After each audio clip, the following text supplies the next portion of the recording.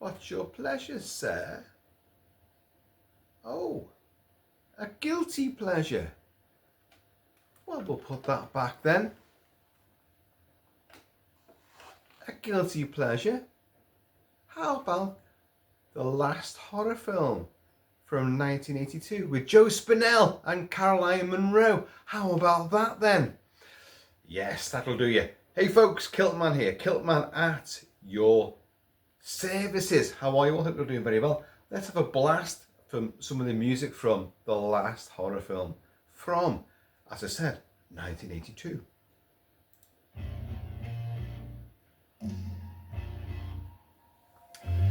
A guilty pleasure by far. A film which is, it's often hailed as a bit of a, it's stalk and slash, it's giallo, it's gory, it's nasty, it's none of those things at all.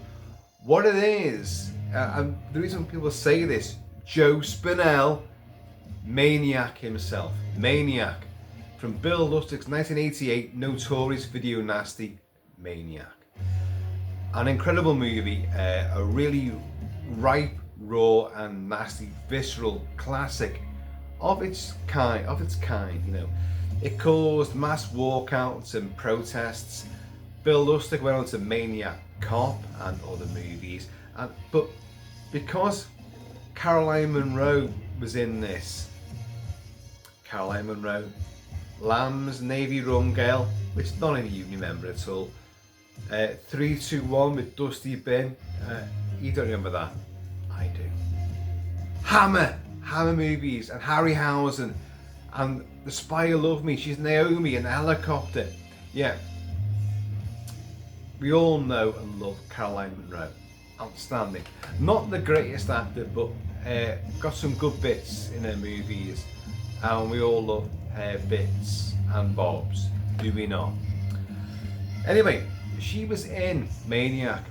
Now, the reason why she was in like a sleazy, gore-tastic, video nasty effects by, of course, Tom Savini, the zeitgeist of his practical gory effects, heads being shotgun blasted apart, scalpings, throat rippings, fucking hearts coming out, and like, oh god, just intestines coming out, limb loppings, and lots of splashy, watery gore. Yeah. Well, Caroline Munro was in that, in a kind of like, she's the romantic, if you can imagine it, in the film called Maniac, about a guy who's scalping women, played by Joe Spinell. But she'd acted with Joe Spinell before in Star Crash. She played the Barbarella, sub-Barbarella, sultry sex super starlet who saves the galaxy, Stellar Star, with Marjoe Gortner and Joe Spinell playing the big bad guy, and they had a great rapport together. So, because of her husband at the time, Judd Hamilton, who knew Bill Lustig and knew David Winters, and these guys all worked in the porn industry, and then Maniac became the big movie, and Caroline Munro was in that, and Joe Spinell was in that. Joe Spinell, of course, is a great actor. Rocky, The Godfather, I've got so many other movies, but mainly his acting, his superstardom is because of playing nut jobs in Maniac and, of course, the last horror film. But he's a great actor as well, you know. Besides all that, he was very versatile. Anyway. So because of this entourage of like sleazy exploitation movies and porn,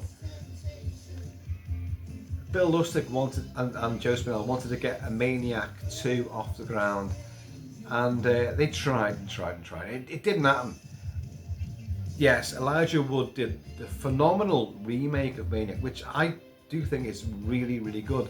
It's such a clever idea, told from his point of view, and then filmed entirely from his point of view. But anyway, you know, I digress. I'm sure I've reviewed it somewhere on the channel. I may have done.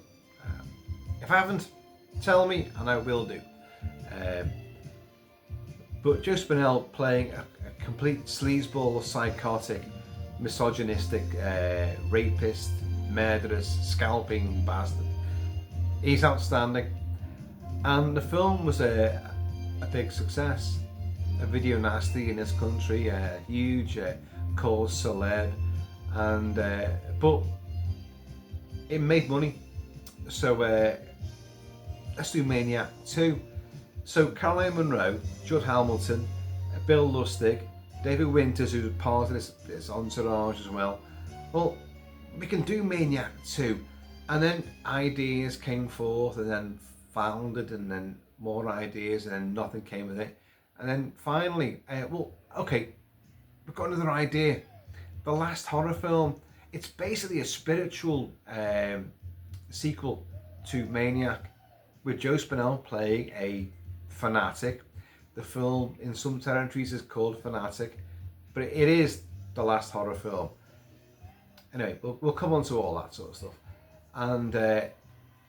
And this guy's playing a nut job, and we've got Caroline Munro, who's going to be like, well, this super sexy Scream Queen starlet, basically playing herself, and he's going to be obsessed with her and trying to make his own movie, and people are going to start dying around her. So we'll make a horror movie about that. It's basically Maniac 2. But Caroline Munro was like, well, it's not Maniac 2, it's a different guy altogether. This is well, okay, well, we'll do it. And she and her husband, actually, Judd Hamilton, put up a load of money to finance this movie. This film famously is filmed on an absolutely minimal budget. And what they did, their coup de grace, their brilliant manoeuvre was that we're going to film this at the Cannes Film Festival during the 1981 Cannes Film Festival.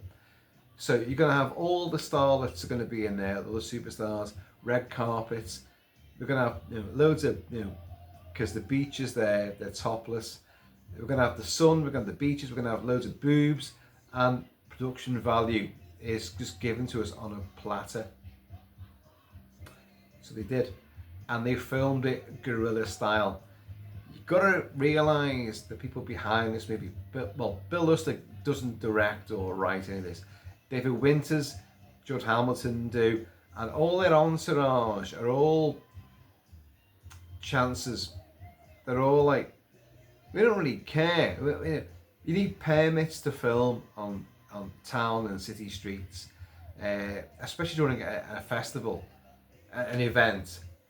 But they didn't get any permits until about two, maybe 3 weeks into filming, and they were going all over the show, using locations, buying guns to use as props.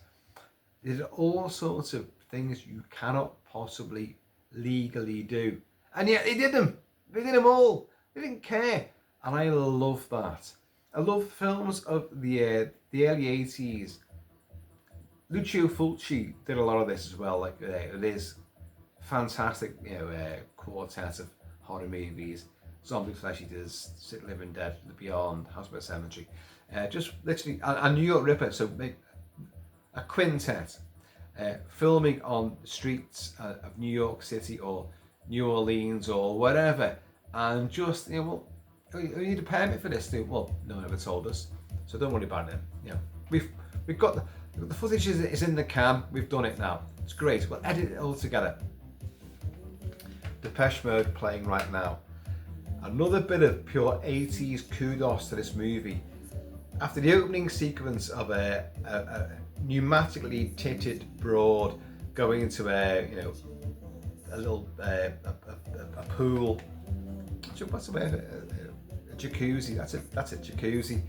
And some guy slits the wires and puts the wires in and turns all the cables on, like all the switches on, electrocutes her.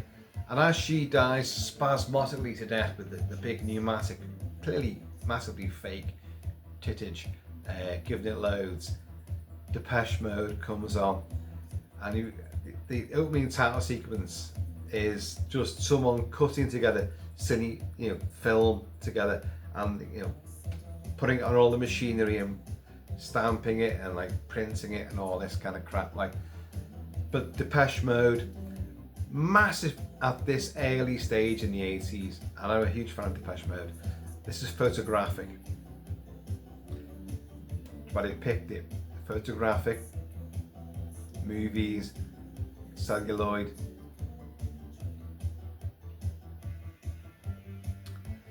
But the film takes hold because it's just like, it's completely pure sleaze.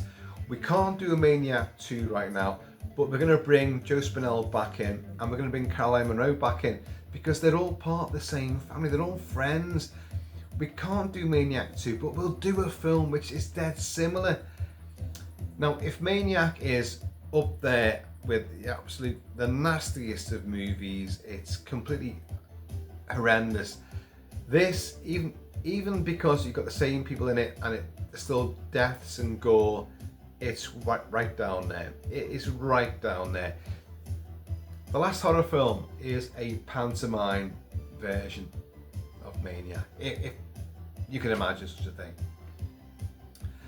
So Joe Spinell plays Vinnie Durand, a New York cab driver, yellow cab, and he's besotted with the movies. He loves the movies. He's one of us, basically, to a degree, and he just loves Janet Bates. Janet Bates is a Scream Queen par excellence, and that's obviously Caroline Munro's character, Janet Bates. She's in movies left, right and centre, but they're all horror movies. And he tells his mum, played by his real life mum, oh, I've got her name here somewhere. She appeared with him in several different movies. Filomena Spagnuolo, that's Joe Spinell. It's Spagnuolo, that's their real family name. So Filomena Spagnuolo plays Vinny's mum, and that's Joe Spinell's real mother. You want baked macaroni? And he's like, listen Ma, I'm making a film with Janet Bates. I'm going out to Cannes. And she's like, oh Vinny, you always got these pipe dreams. You always a dreamer. You got no idea. Get a real job. Get real. Have some baked macaroni. Ma, I'm not funny. I'm not funny. I'm not hungry. I'm not funny. I've been drinking, folks. This video could go all over the show. It really could. But you see him outside the comic book shop, the Batman cave or whatever it's called, and you got a big bunch of like knobheads out there who are ripping the piss out of him. Hey Vinny, when you're making the movie with Janet Bates, when you're gonna make that movie with Janet Bates and all that, like, and he's sitting there reading a Starburst magazine. Starburst with Caroline Munro on the cover in a gold lame suit, and Glynis Barber, Dempsey and Makepeace, but of course from Blake 7, and that's her character from Blake 7 on the cover. I have that magazine. I have it. I've done videos about old Starburst magazines, and I cannot find that fucking magazine right now. So just to show you, we're on the same sort of era. Halloween 2, great version. That even says like horror special. Yeah, horror special. All these Starbursts were around the same sort of time, and he's sitting there in his cab reading one with Janet Bates. And wouldn't I have loved to have had that magazine right here, right now? And go like, here's the magazine that Vinnie Durand is reading, and I've got it, but I've searched high and low and I can't find the bastard. The typical thing about this, the KILT-MAN spook, it knows the thing which will be, oh, this would be a great bit of prestige on a video, so it takes it from me, bastard.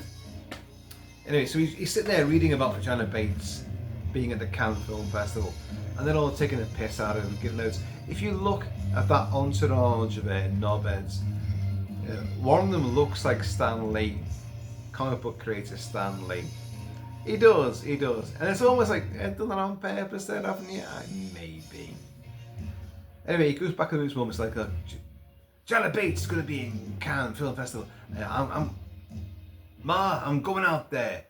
I got baked macaroni. No, I've got my tickets, Ma. I'm going to make a film with Janet Bates.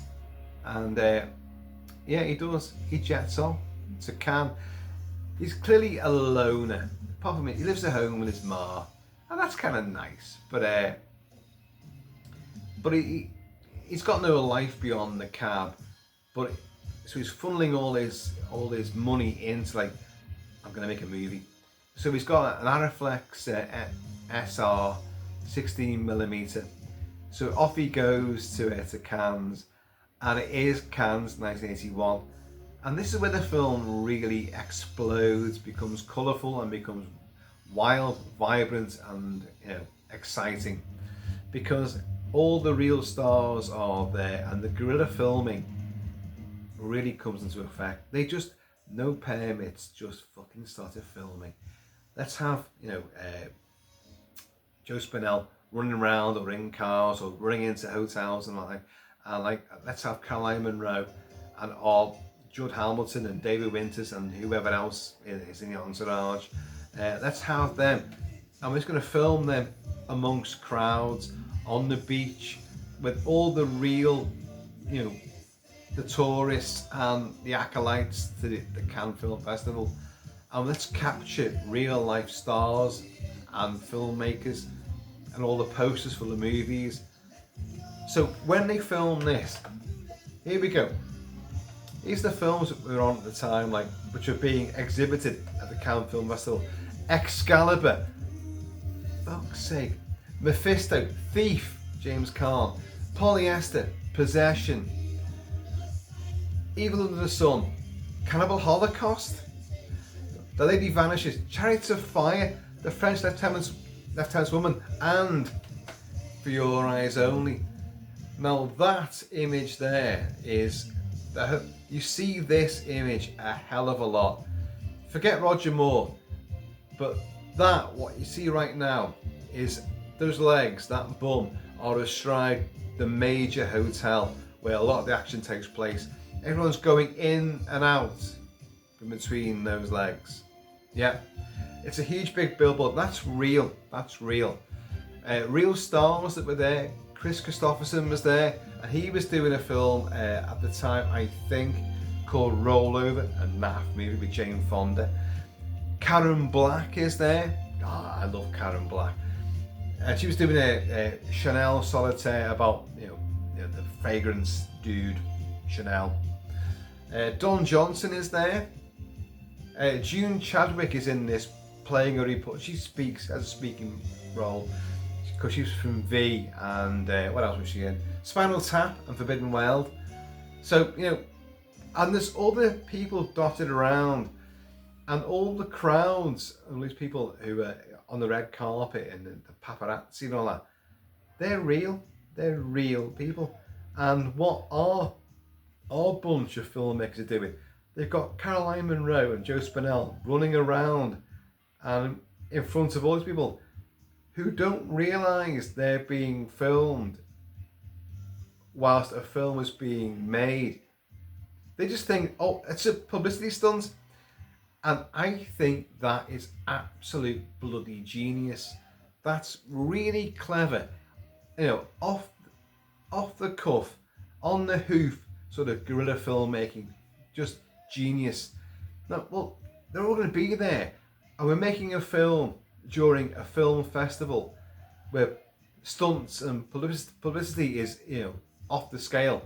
We can have people running down the streets with knives and stuff like that, and people are going to think hey, yes, that's great, but who is that? It doesn't matter. Just take pictures and just stand there and go wow, and laugh and scream and all that, and it works. The last horror film, folks, before we barely even got started on the movie itself, is a great fly-on-the-wall, mockumentary, documentary, film within a film within a film, about a film being made, and the film industry and the way it works. The backhanded deals, the sleaze, the exploitation of it all, and it celebrates that and exposes it at the same time. So, anyway, Janet Bates hits Cannes Film Festival with their new film. It's called Scream. Yeah, Scream. And it's, you know, with a film, this film is sort of breaks the meta wall, doesn't it? And of course, Wes Craven, a decade later. Yeah, it's a decade later. Round about that sort of thing. Does the same thing. Breaks the meta wall with a film called Scream. Where did they get the idea from? And let's be honest. Nightmare on Elm Street was based on well, all the Japanese and Oriental stories of people having nightmares about being killed and then dying. After complaining about these nightmares, then died. Well, that's fine.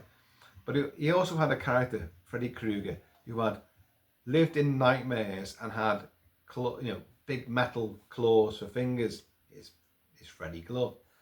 Dreamscape, 2 years before, had David Patrick Kelly playing a guy in nightmare who invade people's nightmares and have finger claws. And Wes Craven gets the credit for like Freddy Krueger when clearly no, you took inspiration from somewhere else.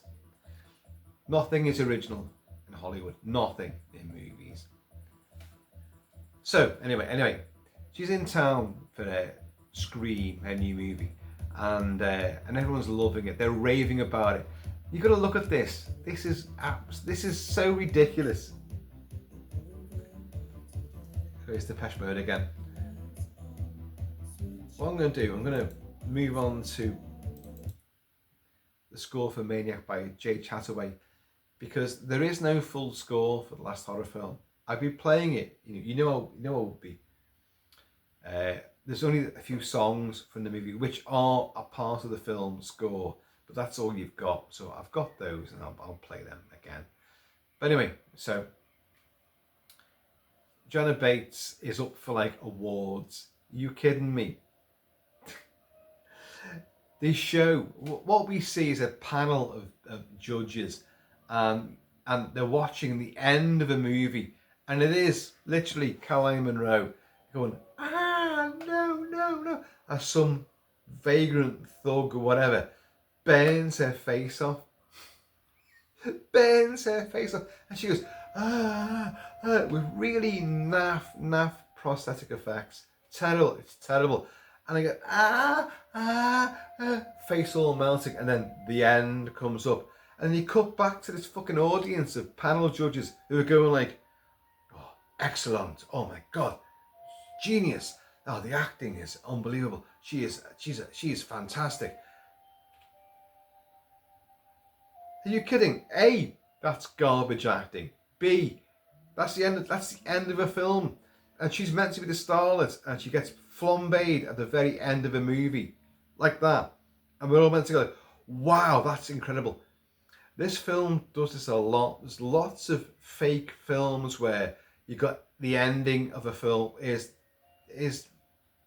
what would be the star of the film getting killed, or at the very end, and at the end, they're taking the piss. They are taking the piss. But have a look at this. I wrote this down. In that list of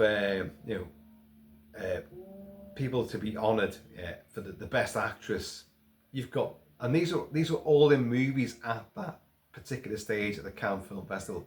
Faye Dunaway, Jane Fonda, Meryl Streep, Julie Christie, and Janet Bates, played by Caroline Munro. I mean, I don't mind this, but on the basis of that, look at Meryl Streep, the French Lieutenant's woman, Jane Fonda, something I've forgotten, Faye Dunaway, something else I've forgotten. But these are great, world-leading actresses. It's taking the pizzle, folks. Don't worry about it. But you do go like, oh, you are having a fucking laugh, aren't you? If you just had a Caroline Munro running through a dreamy lit corridor with billowing curtains and like screaming and then, just emoting something, but not getting their face burnt off and going, oh, genius, that's fuck off. Anyway, so she's up for awards. That's important, that. So she is the she's married to Brett Bates, played by what's his name now, Glenn Jacobson. Now he's the producer of her films, and he's listed as being her former husband, but her name is Janet Bates and his name is Brett Bates. So she's still got his name, so she's still a Bates. She's not a former husband. They're still married legally. So anyway, but she's now with Judd Hamilton, who's a real life Caroline Munro's real life husband. Keeping up with this, playing Alan Cunningham, and he's a director of the movies. Brett Bates was the producer. Brett Bates and all the press are kind of like making a big thing of like, well, obviously he doesn't like the fact he's lost his wife to Alan Cunningham, you know, and they're all trying to dig up stories on this. But to the press and the cameras, they're kind of like, they're all like a big cozy family. No, we're still friends. We make movies together. Oh, it's fine. Everything's fine. Blah blah blah blah blah, and everything's going great. So you've got this entourage, but clearly there's knives and fucking axes to grind, and you know, a lot of shit still in the works. And then Joe Spinell, Vinnie Durand, arrives at Cannes with his 16mm camera, and he wants to film his majestic movie with Janet Bates, his dream girl, Dracula's Last Loves. Yeah, okay, well, we'll come on to that. Like, that's his idea, but he's got a lot of issues, has Vinny, a lot of issues. Anyway, right about now, all the entourage and Brett Bates begin to, the producer, the ex fella of Caroline Munro's, I forgot her fucking name now, Janet Bates, get a little note saying like, this is your last horror film.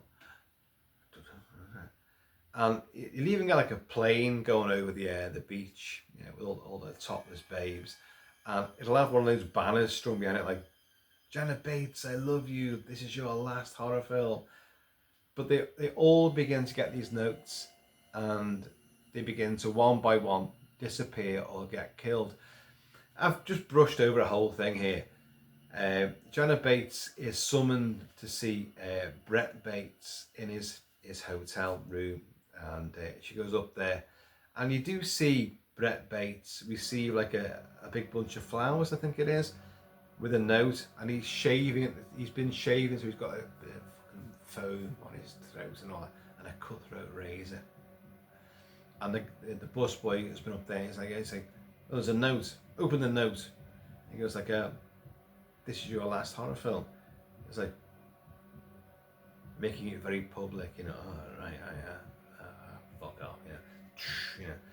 And then we do see, before Janet Bates arrives there, a close-up shot of, clearly, you know, it's Brett Bates in his throat, slip, you know, cutthroat razor, and blood just goes fuck right off. Now, back in the day, that was a really oh my god moment. It's only literally a couple of seconds long, but wow, the torrent of gore that comes in, you're like, so Janet Bates comes in to his room like, Brett, you called me, Brett, what's going on? Because he's summoned there, like, don't forget, this is her ex, but they're still making films together, they're still friends. So she goes in there, got a few jump scares. I think the phone rings out of nowhere, a window opens, oh shit, like, but you can hear the bath water's running. So she opens the bathroom door, and there's Brett sat there, and as the door knocks his foot, his body wobbles, and his head just fucking tumbles off and lands in the sink and spins round in the water and all that, like, with all gore aplenty. She's like, and she legs it out of there, and she looks back, goes down a couple of flights of stairs, but looks back upstairs, and she'll see like someone in the doorway, cowled and hooded, shut the door over. Now, what we've seen is that while her encountering of the beheaded corpse takes place. There's someone clearly in the shower stall filming black and white 16mm footage, filming and going, something like that anyway. What was it? It's one of those anyway.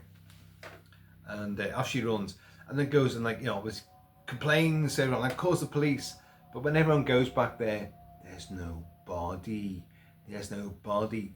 So you get this apocryphal moment where Judd Hamilton playing, used to play Alan Cunningham, the director, and her new beau, her new fella. So like, oh, this is Brett all along. You know, he's a practical joker. He's just making. It's a joke. It's a practical stunt. It's just for publicity. The body's gone. You've seen him being killed. Blah blah blah. It's publicity. It's all it is. And then Caroline Munro's character says like, look, I've seen enough fake blood to know when it's the real thing. And like, the point is, if you guys have seen a film, you know exactly where I'm coming from here. Well, she's wrong, because you should know real blood when you see it, but you didn't. And he's just given the whole game away. Right from the word go. It's a practical joke. That's what he's doing. He's not dead. But the body's gone missing, and next thing, everyone else is getting all these notes saying this is your last horror film.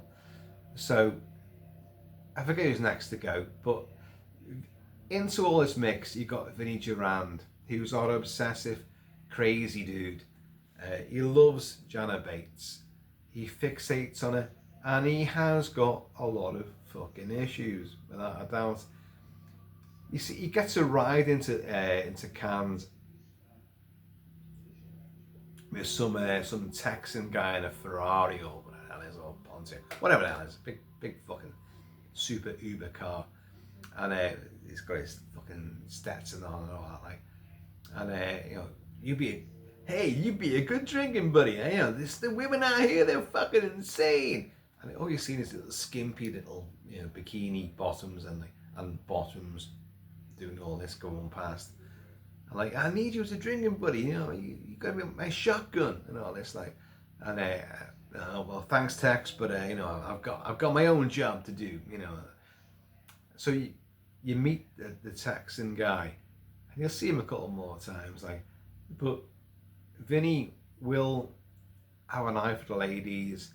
You see him on a beach, these bunch of like topless girls go skinny dipping in the surf, and you see someone coming and sniffing, all their clothing on the beach, and the camera suddenly pans up, and you kind of go, is it Vinny? Because Vinny doesn't come across as being such a bad fucking sleazy twat. He doesn't at first.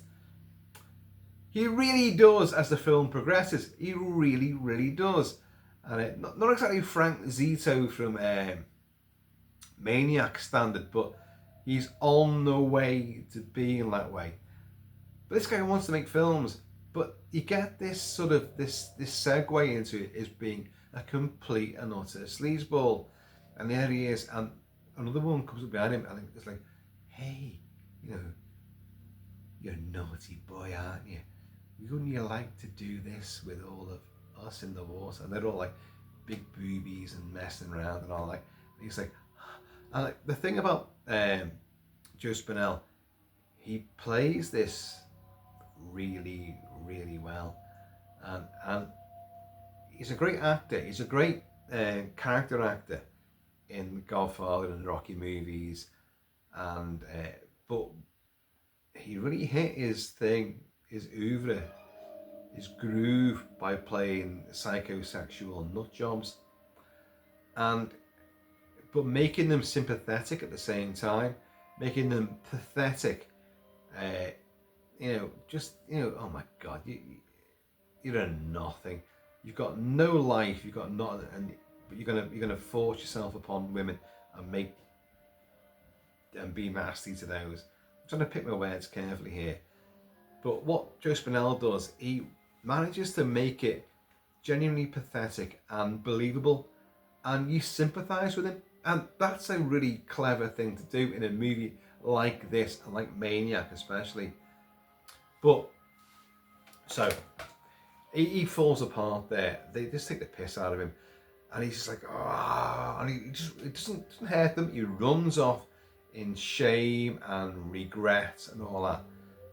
And like, so now you're thinking like, well, so is he the psycho killer? Really? Is he? Can he be? He's a bit pathetic, to be honest. Or maybe he comes back afterwards and does something nasty later on. Who knows? In the meantime, other people are getting these notes. It's the last horror film. Vinny goes to watch a movie called The Night Caller. This is perhaps the goriest scene in the movie. I haven't talked about the gore at all, have we? Because, let's be honest, this is not a massively gory film. It's not. It is sold on that. And people always think, oh, last horror film. Yeah. Oh, it's gory, that, yeah. No. This scene, he goes to watch a movie, and he's got his popcorn and he's sitting there, and again, guerrilla filming, because people look at the people around, they haven't got a fucking clue what's happening. But the film itself is done by it's David Winter playing David Winter, who's the producer and writer of the movie. He plays Stanley Klein, and his name is written. It's not Stanley as in Stanley. It's Stanley. Stanley. So Stanley Klein is a filmmaker, and The Night Caller, and you've got this dude. Just the film literally opens with a horrific murder sequence in the first 2 seconds. So you've seen films in this already where they show the end of a film and it's the hero or the heroine is destroyed straight away, you know, at the very end of the film, and that's the end. Ridiculous. And this film starts off with like this guy walking down clearly a London street, or so it looks like anyway, cobbled street, leather jacket on, and this down and out woman, this old woman with a meat cleaver goes, fuck off, boosh, hits him in the side of the head, go, down he goes, and the little twinkles on the music and all that, and then she rips his eyeball out, rips his fucking eyeball out, eats that, and then gets a knife, he's still struggling, my eye's gone, and then she gets a knife and rakes it down his chest, and then pulls open his chest and exposes his beating heart, stamps a few times, like shades of Suspiria, you know, possibly, and then hooks out his beating heart and then begins to beat that. And all the audience are going, oh, she's going to eat it. Oh, wow, this is great. Oh, man, what a great kill. That Texan guy, he's sitting there going, great kill. He's got all the babes around him, like, fuck off. But Vinny can't stand it. Big clue there. Vinny can't stand the gore in the movie. He starts choking on his own popcorn. He legs it out of there. But he bumps into the filmmaker. Now, you might think, well, as if that could happen. It's Cannes Film Festival. All the filmmakers and all the movers and shakers will be there. They might be watching their film, but they're going to be around in that. So it's not hard to imagine that he's going to bump into him, but he does. Yeah, and he's like, you know, you're Stanley Klein. You know, have you seen my movie? Yeah, I've seen your movie. Yeah, it made me sick. It made everyone sick. You know, you're sick, Stanley. You know, you're gonna. It's coming to you and all this. Like, something wrong with you, man. Well, Stanley Klein, fucking legs it away. So I was going to say something there, but a little sideline. Stanley Klein, David Winter looks just like my mate, a good mate of mine. And I'm not going to name him because he's going to watch this video and he will not be happy about this. But he does. With the curly hair and the curly beard and the cherubic face, he looks just like him. So off he goes. So you've got angst there. And of course, other people have got notes. This is your last horror film. And who else goes? The agent Vinny approaches the agent of Jenna Bates's movies.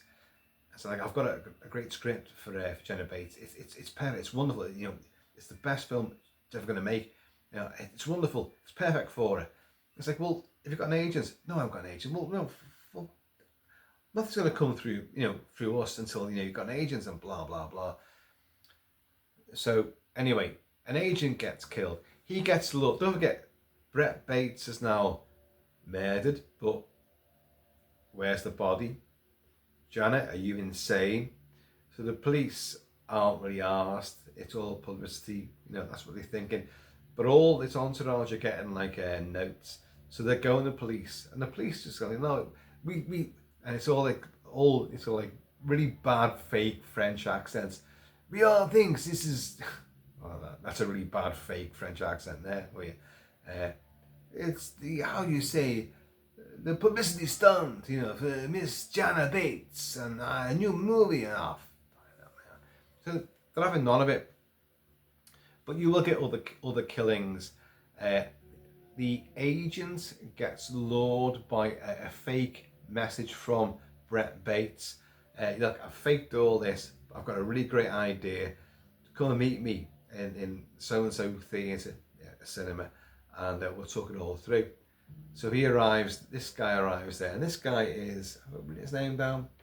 Yeah, it's Marty Bernstein, played by Devin Goldenberg. Need to say more. Devin Goldenberg plays an agent called Marty Bernstein, or Bernstein, and it's pronounced Frankenstein, and he arrives there, and listen, it's like, oh, Brett, you know, you always have a thing for the theatrical, you know, and like, yeah, I knew there was something going on here, I knew you went dead and blah, blah, blah. Okay, let's cut a deal. Oh, you're saying about 10 grand and fucking whatever, like, and next thing you know, like, the projector comes on, but there's also, we see a camera, the projector comes on, and there's a camera there in another window in the projection booth, filming what's going to be a death scene. And next thing you know, like, someone comes up behind him with the celluloid playing behind him. Like, it's quite a dramatic sequence. And an axe, a big hatchet, gets fucking thudded into his back. And down goes the Bernstein. Is it Bernstein? Yeah. Marty Bernstein hits the deck. And you get like, and lots of splashy gore going everywhere. But it's artfully shot in black and white. And like, there you go. So he's gone. Then you're going to get the filmmaker Stanley Klein. And it is... this sequence, they're all getting these messages saying, you know, it's the last horror film, so, you know, we're all want to bug out. Now, his girlfriend, who is played by... I'll write this down. Oh, I don't know if I did. No, I didn't. Another big pneumatic boobed lady. They're on a pedalo, and it's dead murky. You know, I've been to Cannes and Saint-Tropez, not too far away. I've been all around that area a couple of times, like, so I know what it's like. But this film is at pains to make this look super sunny, and yet it doesn't, because it doesn't always. It might be hot, but when it's sunny, it's blazing. But when it's misty and hazy, and they were filming, they had no other choice. It kind of looks hazy a lot of the time. Anyway, so they're on the pedalo, and she's like, "Listen, Stanley, I'm afraid, I'm frightened. You know, Brett's gone missing, and now who's his name? Marty's gone missing, and you know, and oh, I don't like it. I want to go home." He's like, "Okay then. Tell you what, tomorrow morning, I'll get you to the airport and we'll get out of here." "Okay, thank you." But that night, he has other plans. So this is the most ridiculous fucking thing ever.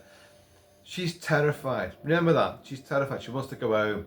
So he arranges that their final night to go and take her to a watchtower.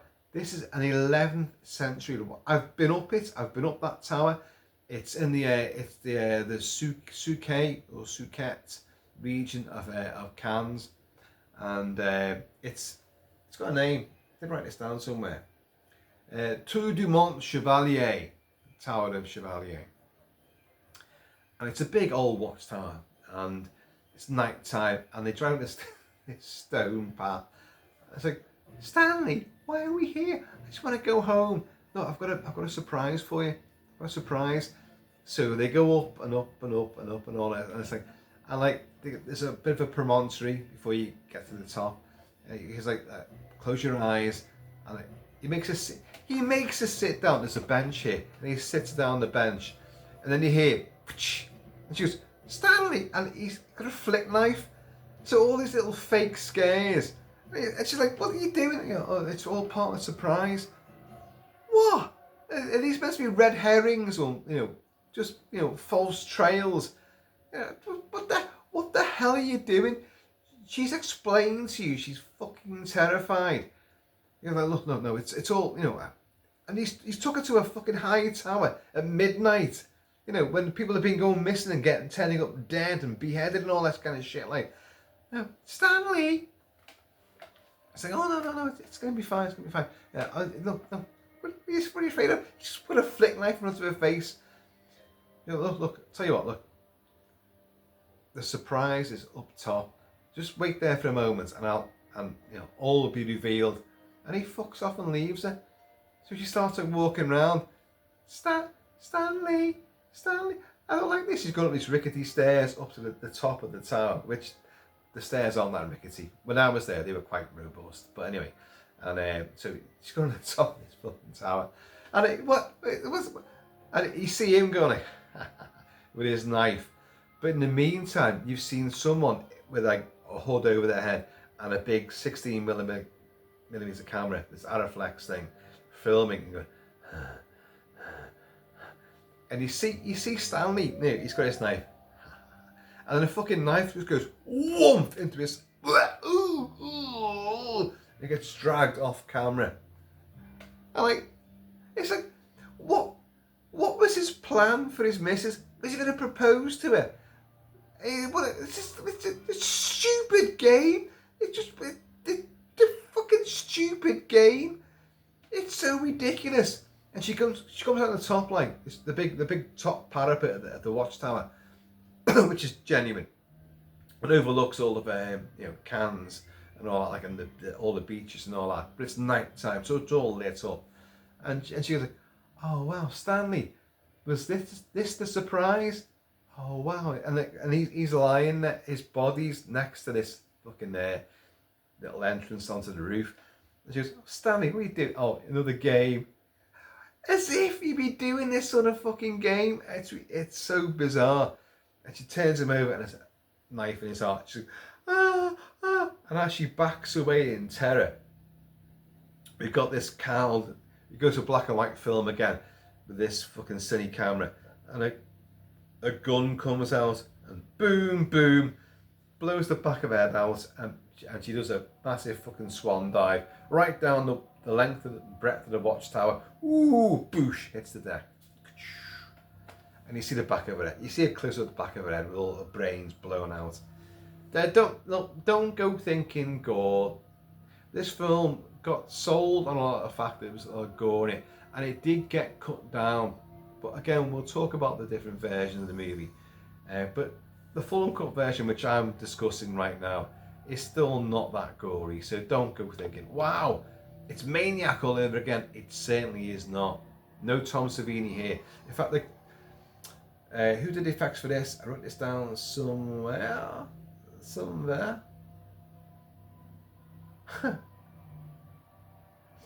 Peter Mackenzie. Well, there's a name which is synonymous with gore effects in movies. Peter Mackenzie. No. Had a team with him, but the effects are not that good. They're not. There's a bit of gore, but it's nowhere near the level of Maniac. So now you lost the agent, you lost the filmmaker, and so that's it now. Everyone else is really panicking now, good style. So, you know, Janet Bates is like, oh, no, no, no, no.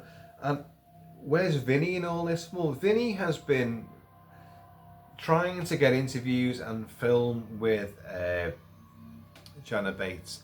And he phones his mum every so often.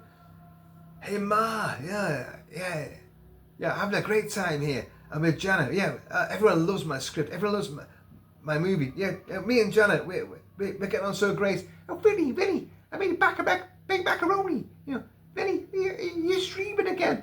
What? I've seen all this stuff about cans, and I've seen Janet Bates. I haven't seen you. No one mentions you. Oh, but no, but they all look, Ma, they love us. They love us. And you see him lose the plot again and again and again. And again, this is where Joe Spinell really wins out. You know, it's a throwaway sort of role. It's dead steamy and sleazy and pure exploit, but he makes it work, and you do sympathise with him. You do. Ma, what you doing is, you know, I'm making a movie with Janet Bates. He's doing fuck all with Janet Bates. Yet. And you get his plight, and you begin to, like, you know, fucking, oh, Vinny, oh, come on, man. The thing is, Vinny has been filming Janet Bates, and we've seen this. When she arrives in Cannes, he's been there, and he wears like a white safari suit with like a red sort of scarf on his neck and a fedora. And now, before we go any further, I'm going to say this. I'm going to say it right now.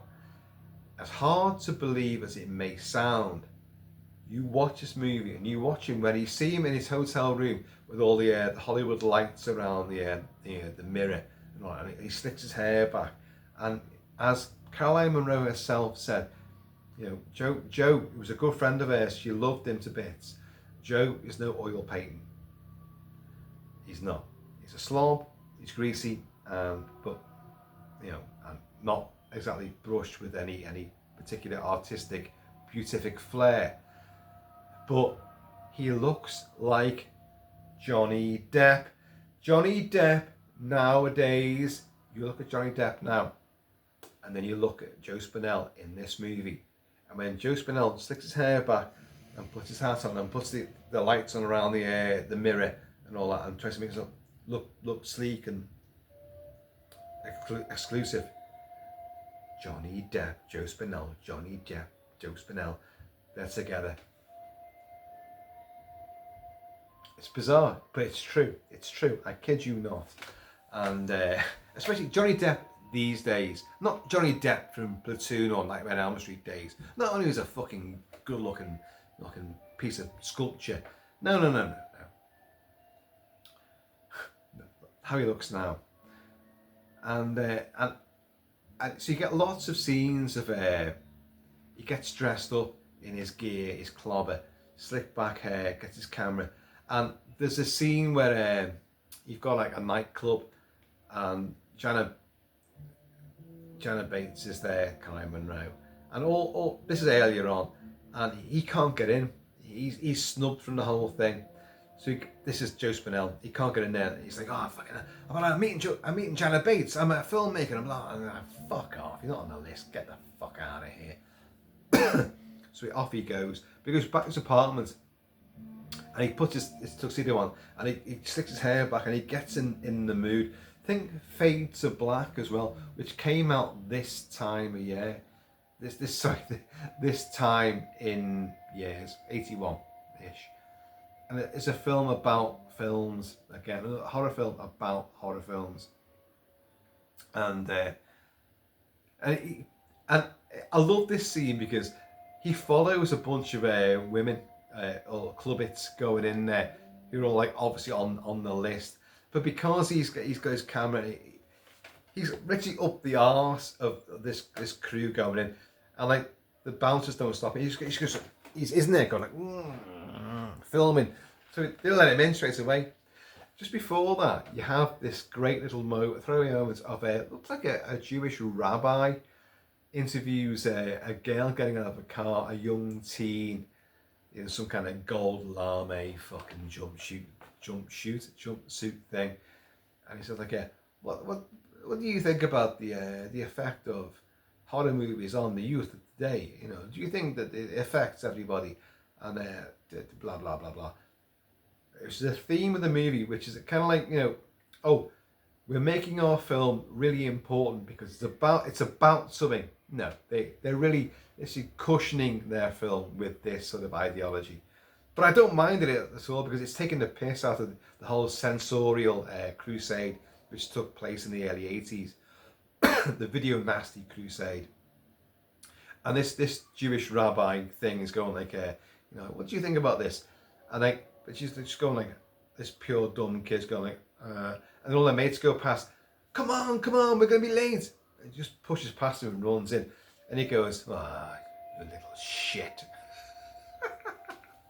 It's just little throwaway moments like that actually do make this film stand out because it's reporting on the entire sort of the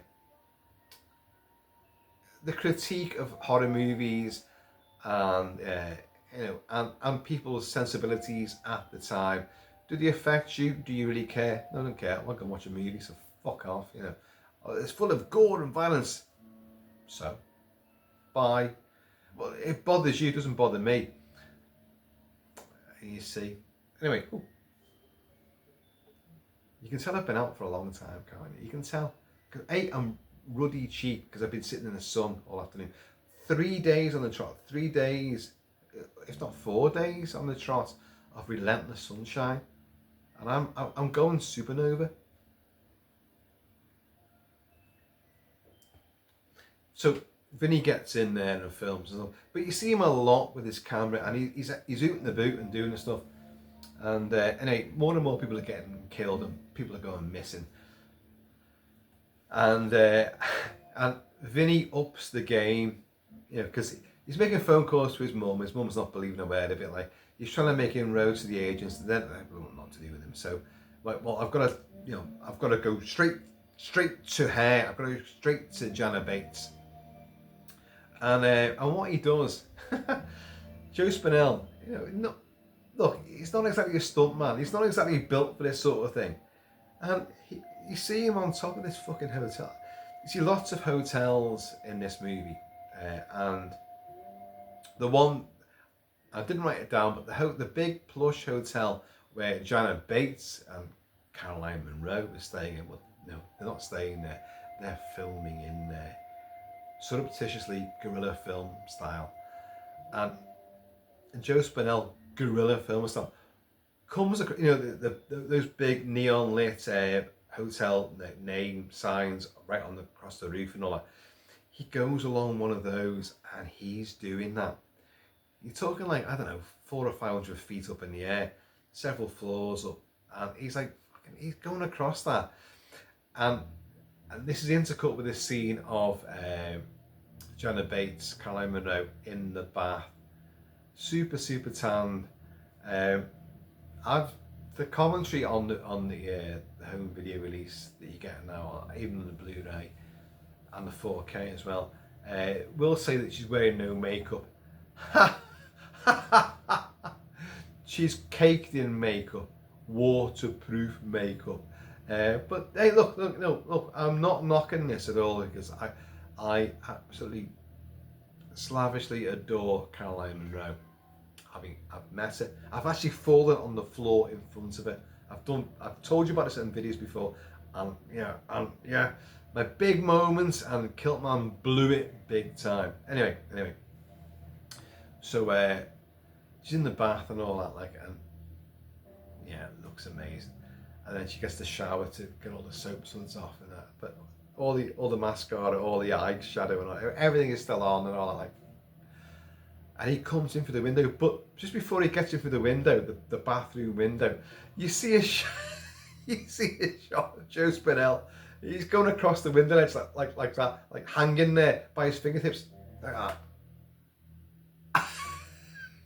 As if, yes, he may well have gone across a very high, you know, sort of precipice with the big hotel sign, very precarious. But there's no way he's hanging from the top of a window ledge by his fingertips. There's no way that he's a stool. Anyway, he gets in there, and this is a sequence which genuinely works, because she comes out the shower and after, like, she's in the bath, but she showers herself off and all that. Like, it's a towel around her, and he's there, and he's like, Janet Bates, and she's like, who the fuck are you? You know, Jesus, yeah, and she's, get out. Now, again, she's not the best actress when it comes to this. And I can't really blame Caroline Munro for this. I can't. In Captain Kronos Vampire Hunter, she's outstanding. She's great in certain roles. In Golden Voyage of Sinbad, she's brilliant.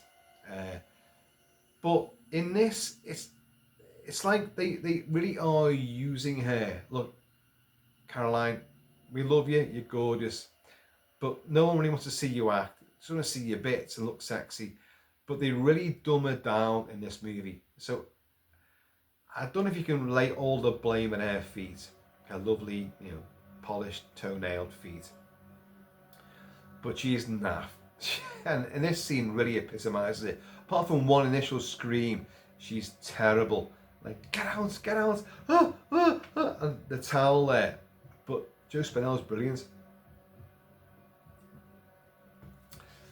It's like, no, Janet, you don't understand. I'm making a movie, and you're going to be great. You know, I don't want to hurt. He doesn't even mention that. I don't want to hurt you at all. I just want to make a movie with you. You know, I'm like, you're perfect for it. I love you, Janet. Blah blah blah. The fan obsessive thing, and but she's having none of it at all. So he gets enraged, and he's got a bottle of champagne with him. He's brought a bottle of champagne. He's going to cross the fucking window with a bottle of champagne in his teeth or whatever, like. And he fucking smashes the bottle on the sink. And this is the shot which I know caused absolute furore with the British, not censor, but the British police. So he's got the smashed bottle in one hand, and he's got his hand in the other, and he's framing her like a shot in a movie. So, like, you know, he's going like, and she's like cowering against the wall with a towel on it and drenched. I'm like, and it's like, no, it's like, but he smashed the bottle, and the broken bottleneck is approaching her. Now, the reason why I mentioned that, a lot of video titles, video covers have that as the poster image, as the initial image. And in fact, you can see it, well, you can't see it there. You know, I'll show you now. This is the 88 UK Blu-ray release. That's the image there, but what's been removed is the broken bottle. Now, you can see his hand up there. He's framing her for, like, maybe, you know, an image in a movie.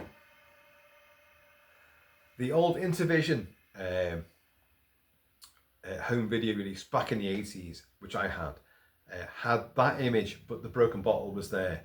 A lot of poster imagery has that as, you know, the hand and the broken bottle in her face. I know, because I was present in lots of video nasty purges during the early 80s, where I was in a video library.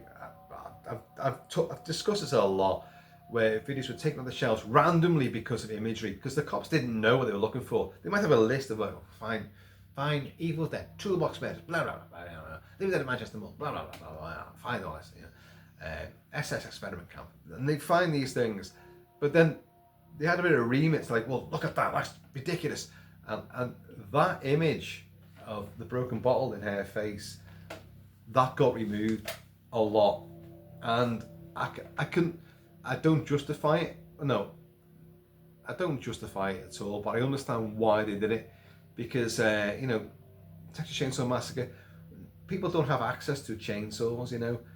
People don't have access to a fucking xenomorph that's going to, like, impregnate you and explode out your stomach. But a broken bottle, anyone can break a bottle and put it in someone's face. And a woman in jeopardy is that imagery. It's very stark. So, you know, I'm not condoning. I don't like censorship at all, but I do understand why they did that. So I was present while this movie, the last horror film, was taken off shelves because of that image. Not because of the movie itself, but because of that central, you know, profile image on the poster, on the cover art. Anyway, So this is one of the most famous scenes from the movie. A busboy does arrive, and it's actually a bit of naff acting from Joe Spinell. It's naff direction and naff acting, and a really bit of crap dialogue. He's giving it loads with his broken bottle in his hand, framing it like, "Oh, I love Janet. You know, we can make such great movies together." Blah blah blah blah blah blah. And then suddenly the doorbell rings, and the guy comes in, and like literally Joe Spinell just goes like, "Hey, what's happening? What's going on?" No, just ignore the doorbell. Don't worry about it. If you've got your agenda, don't worry about that. But there's her excuse, and she fucking shoves him to one side, and she legs it out and legs it down the corridor, out of the apartment, down the corridor, and dressed only in a towel, with her hair bedraggled, dressed only in a towel, tan to hell, and looking absolutely fucking awesome.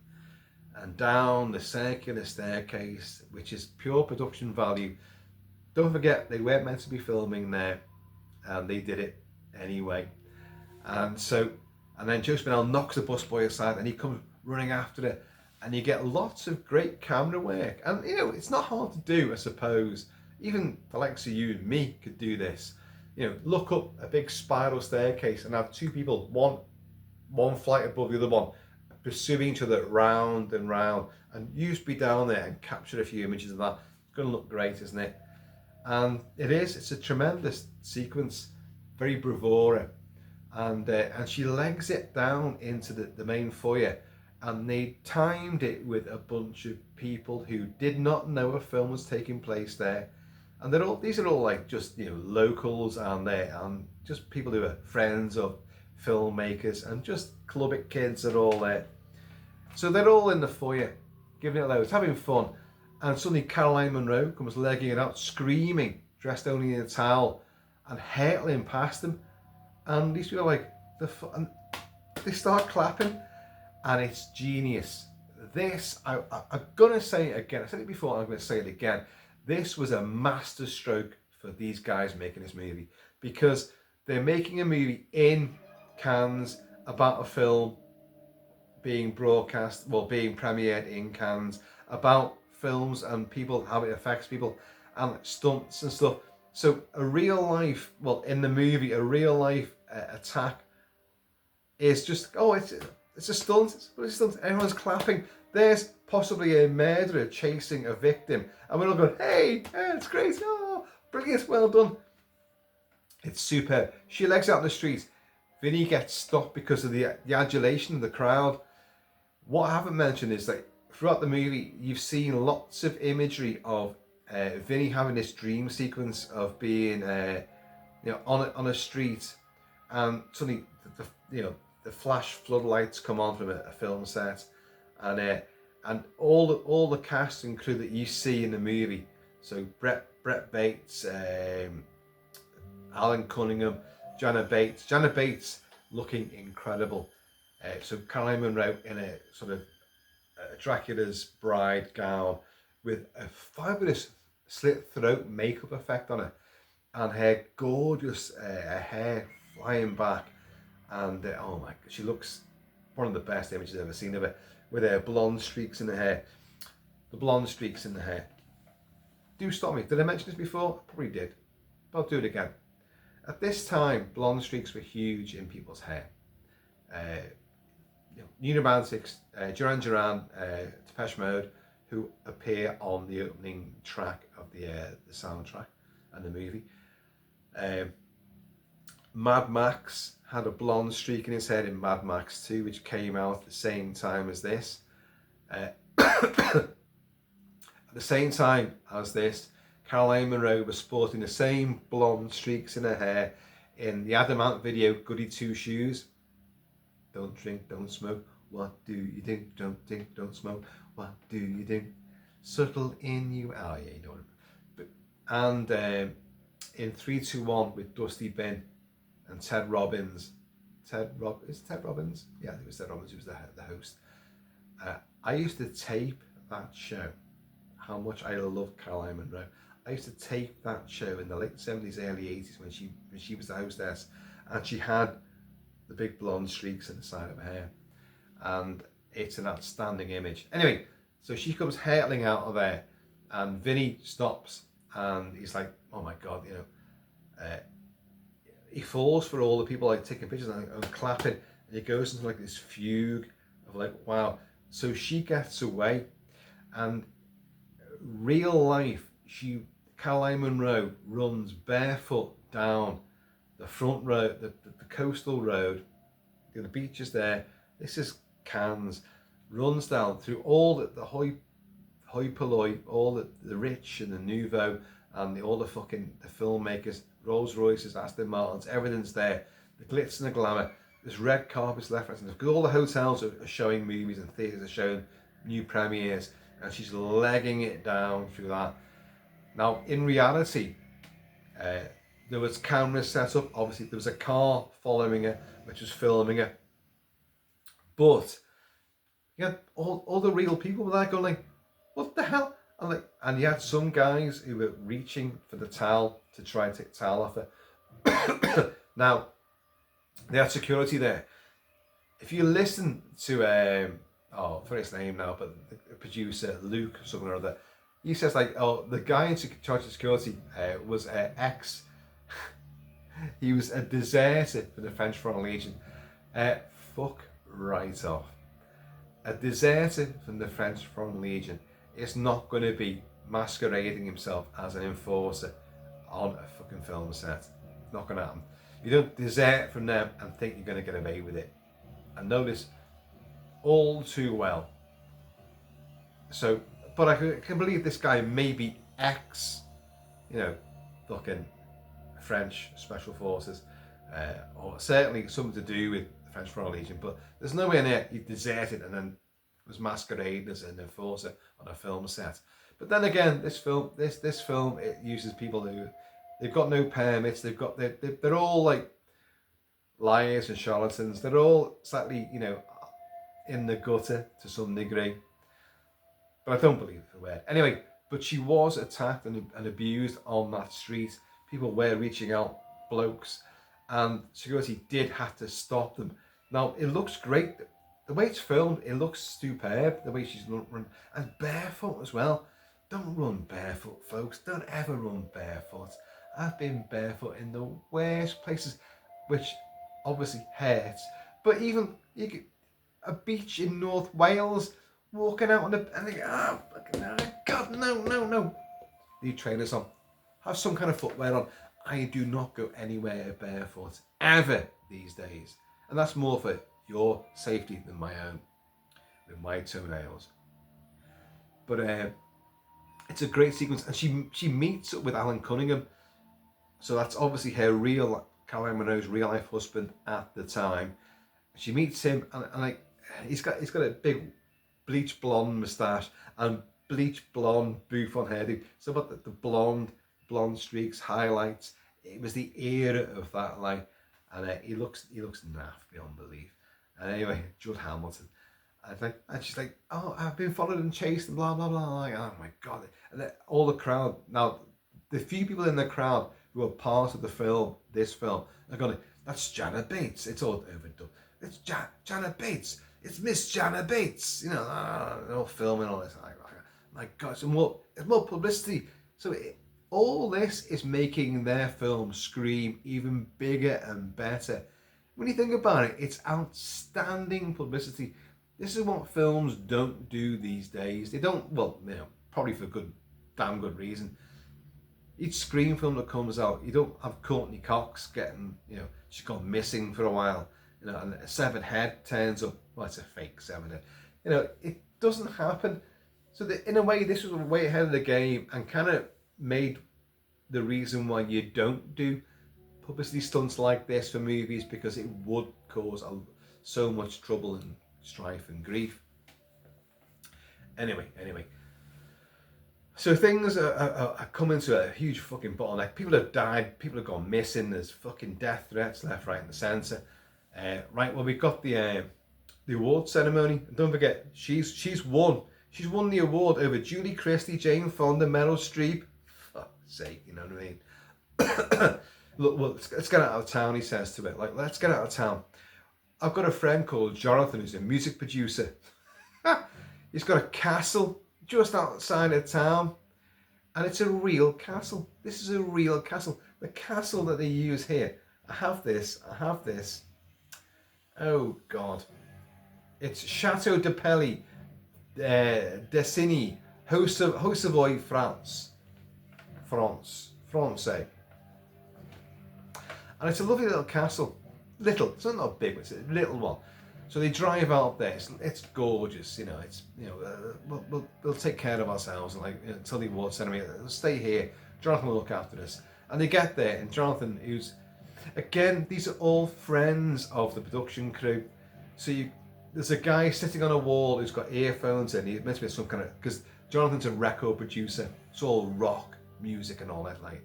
So and he's got swishy hair and sunglasses on and all that, like. And there's girls on like sun lounges by the pool and all this, like. It's like, oh, look, we've got something to go to in New York or fucking wherever. Who knows? Venezuela. I don't know where he's fucking going. The next morning, but the castle's yours. Do whatever you want. You'll be fine. It's yours. Now the guy sitting on the wall in the corner with the headphones on is a top listed barrister, or he was at the time, but he got himself embroiled in some shit apparently. I don't know.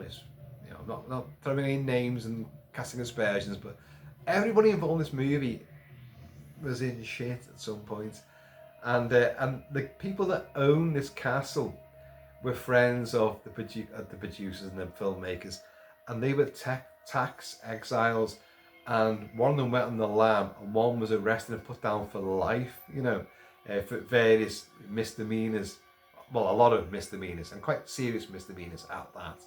So, you know, everyone is, you know, they're under the radar, or so they thought. So they're calling in the shots, and I love this whole thing about guerrilla filmmaking. You know, we can't afford to get this location or this set or get permits for this street and to close off various bits to film here, but we'll just do it anyway. I like that. It gets films and it gives the films a raw vitality. Even a film which is not really, you know, this film looks glitzy, glamorous, and cheapskate at the same time. What you don't realise or appreciate is just, well, they've done this on the fly, and I really do like that. Yeah, they've tried it. Oh, we can't get the permits. Well, fucking do it anyway. I like that. Anyway, so even Maniac was like that. A lot of scenes in Maniac were not filmed with the permit. The infamous Tom Savini playing Frank Zito, the Maniac, Joe Spinell's character, leaps on the bonnet of the car and fires a shotgun through the windscreen and blows Tom Savini playing a character in the movie. He does the special effects. He's the guy that leaps on the bonnet of the car and then blows his own dummy mannequin's head apart with a real 12 gauge shotgun through the windscreen and blows head apart, a dummy head apart. No permits to use that gun there. No permits to shoot on that bit of the Hudson River. Yeah, so, you know, there's a precedent for doing it, and of course these guys have done it before with Maniac, so they're going to do it again with this. And I say I do appreciate that. So we're in this castle chateau thing, and but Vinny's heard all this and he's followed them. I forget how he's even worked it out now. I can't remember now. But he manages to fucking go out there. He's got another phone call to his mum, and this is such a ludicrous scene. This, you know, like, yeah, Ma, yeah, it's going great. You know, me and Jana, we got interviews all the time, and like, yeah, everyone's loving us. You know, Mama, you know, this is great. But Vinny, you know, I've seen nothing about you. You mention your name at all. And he's like, and what he does, he's a proper old school phone. You know, you hear through that bit, you speak into that bit. He does it. Ma, no, I'm not dreaming. This is real. Ma, leave me, Ma. And he puts his hand over the talking in bit, the receiver. No, whichever bit is, the talky in bit, puts his hand over that and goes like, I'll be with you in a minute. Mom, I've got to go. Why did he put his hand over that bit? She wouldn't hear him say, oh, yeah, I'll be with you in a minute. So, what? It's just, you know what I mean? Why? Just why? Anyway. But he's followed them out there. He's stuck out there. In a great shot, they drove this lovely country, sunlit country road to this lovely chateau castle thing. And you see him come up from a tree behind. Like this. Now, they've got two security guards now. Fella, Judd Hamilton has what's his name again?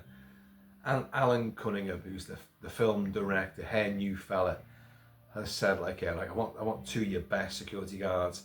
So these two guys turn up there, and here's something. They did film in around Lake Geneva. Only, if you go spot those scenes in this movie, you're better than me. If you thought you were filming at Lake Geneva, wouldn't you film something of Lake Geneva, Switzerland? Wouldn't you film that? Well, apparently they did go to Lake Geneva and film some bits there. I can't find them, but I know why they went there. They went there to go and buy two handguns, two revolvers, and blank firers.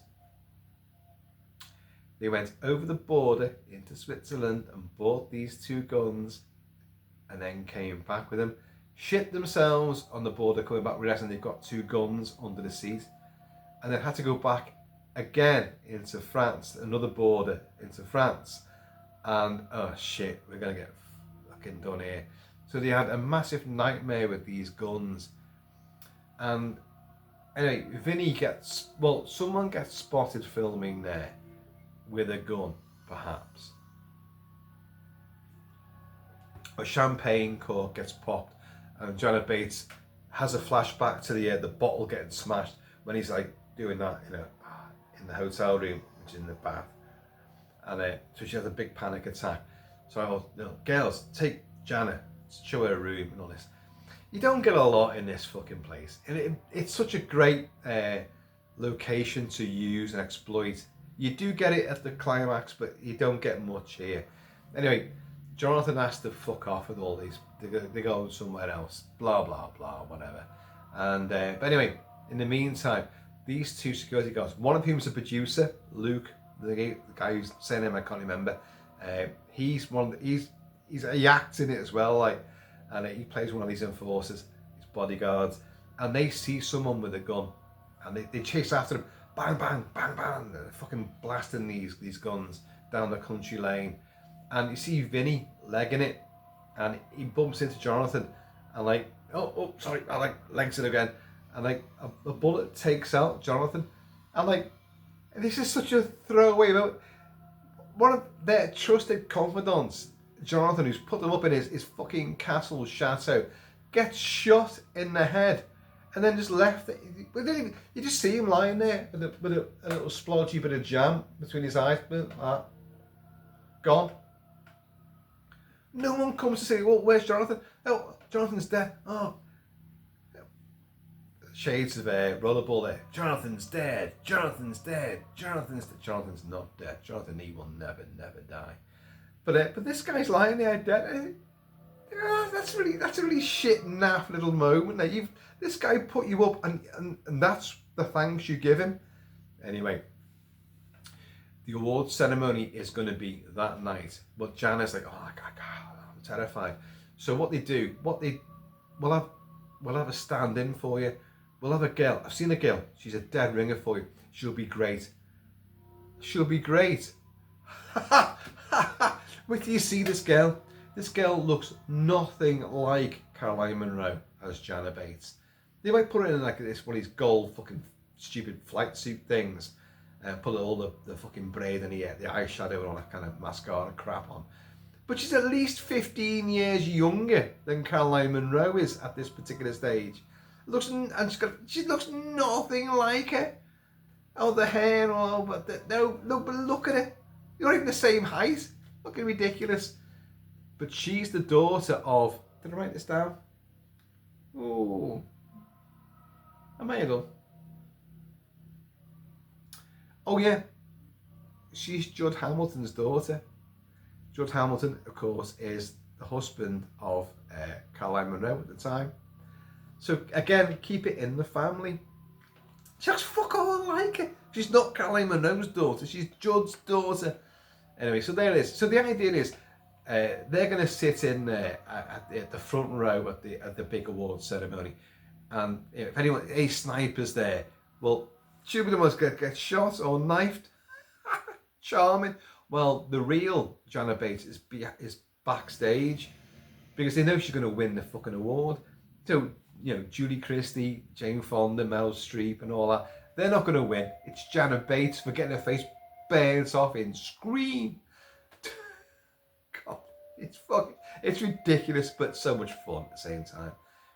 Anyway, but somehow or other, Vinnie Durand's heard all this. I'm not sure, I can't remember how he's heard all this shit now, but he has, he's heard it all, so he knows. So he manages to get himself a cop's uniform, you know, Inspector Clouseau, fucking, you know, the kepi is on, like, so he's there with some chloroform in the background, and Janet Bates says to her, this girl, like, oh, you're very brave, you're very brave.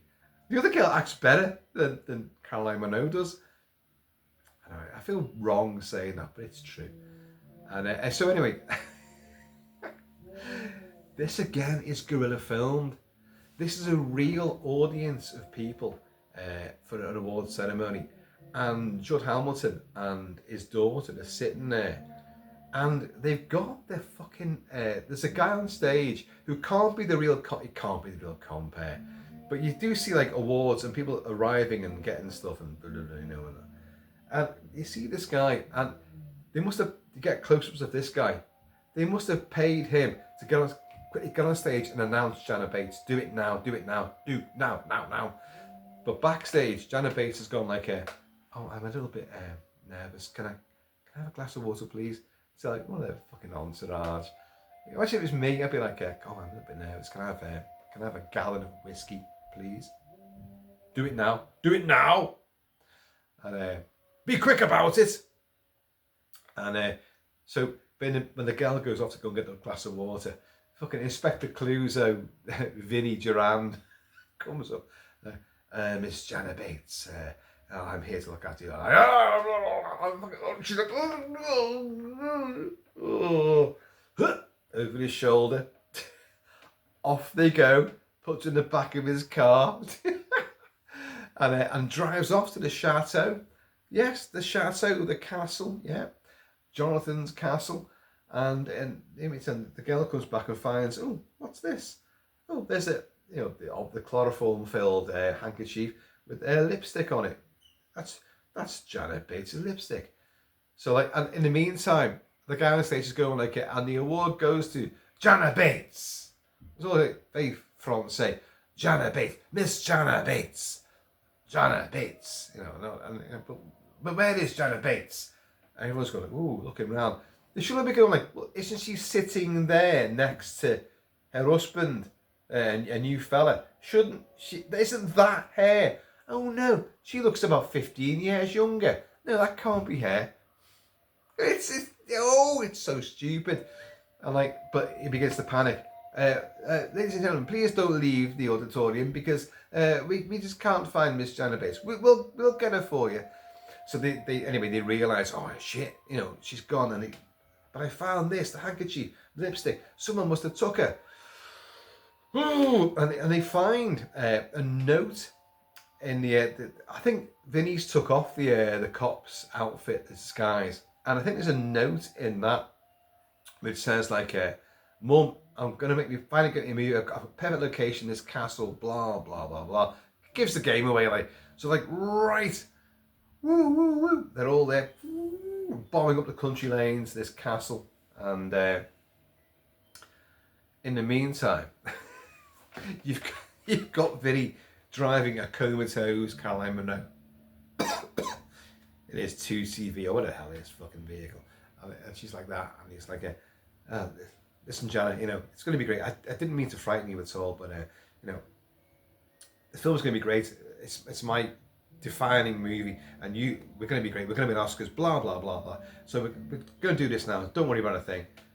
And you're still thinking like, you're a fucking nutter. You've killed numerous people, haven't you? And they get to the castle, and it's Dracula's last loves, or Dracula's greatest love, I should say. And he's dressed in his Dracula finery, red. Where did he bring all this stuff from? And there's little candles everywhere. You're back in this genuine Actually, is it the castle or is it a studio set? They filmed some stuff in New York, obviously. They filmed some stuff in Cannes, well, most of it in Cannes. Some stuff apparently in Lake Geneva. I'm not sure about that. And this place by the castle. But they filmed stuff in LA as well. I should have said there is a sequence, before we get into the finale, there is a sequence, oh my god, I can't believe I forgot to mention this. There is a sequence sort of midway through where Vinny goes to a nightclub and watches a stripper. Now, I have the score. Let's just put this on. The score. I think it's this.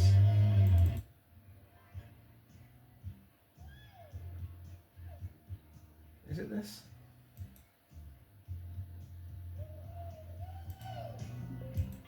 And you get this stripper, obviously stripping, giving her loads, and you have Vinny sitting there and he's getting more and more excited by watching it. But he begins to fantasize about, in black and white footage of himself being on stage in the same black bra and panties that she's wearing and the makeup, and she's doing all this with her cleavage, and Joe Spinell's doing it, and you're like, oh, oh my god. And he loses the plot, and he leaps through all the audience and leaps on the girl, like, and then gets dragged off by, again, friends of the production crew who drag him off.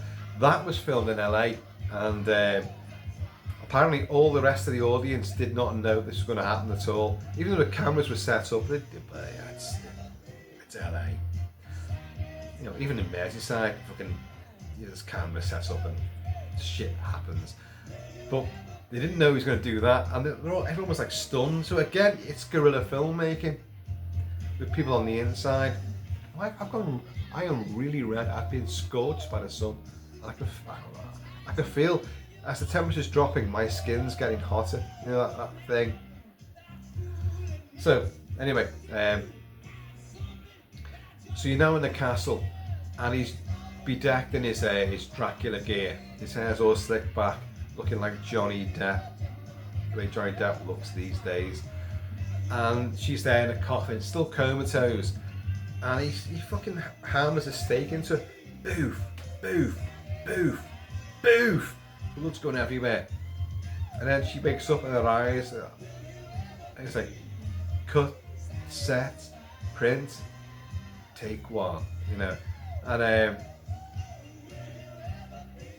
Miss Bates, you were fantastic. And she comes out from underneath the obviously it's a fake, but obviously no shit there. You know, and she slithers out, and she's all kind of like dazed, but also not like, oh, don't worry about a thing, you know. It's like, Miss Bates, you know, I'm sorry about that. I had to get you out of there because I'm making a movie and you were safer here and blah, fucking blah, blah, blah. And this has been brilliant. We're going to win Oscars and like fucking great. And then suddenly a hooded figure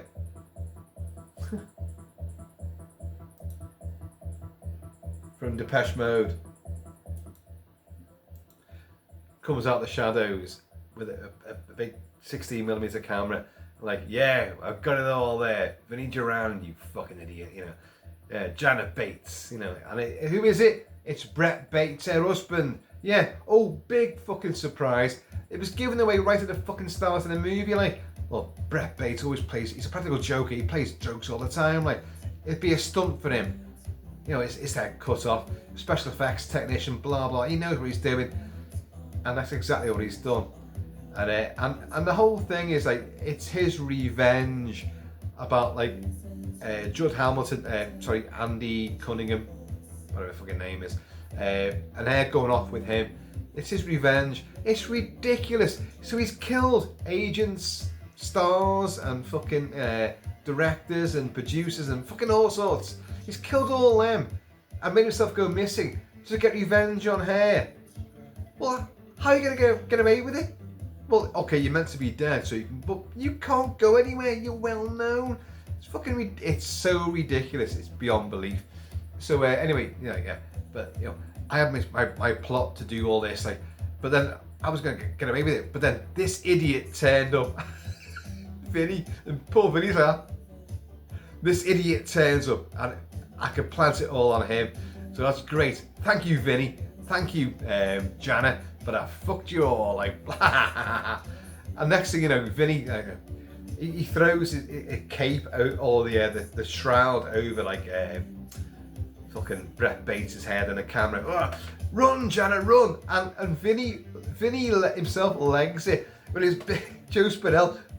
Don't forget, this is a guy that genuinely went across a rooftop, like fucking Tarzan, like hung like Spider-Man on the top of the window ledge. And he's trying to leg it out there, tub of lard.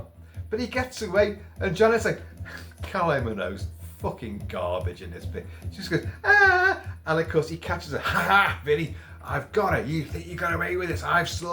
You may have run away, but I've got Janet. And he's got her, like, ah. And he pulls a fucking gun out and he puts it to her head like that. Vinny's run off to a little garage, as you guys in the States say, a garage. And there's a motorbike there, and he puts the headlights on the motorbike, boom, and suddenly, like, it's just like, it's fucking soft. What's his name? Brett Bates just goes, and Caroline Munro goes, boof, and gets away from him. And then you hear, and you do think, is that the motorbike? Is Vinny? Is Joe Spinell gonna ride the motorbike at him? That would have been awesome, but no.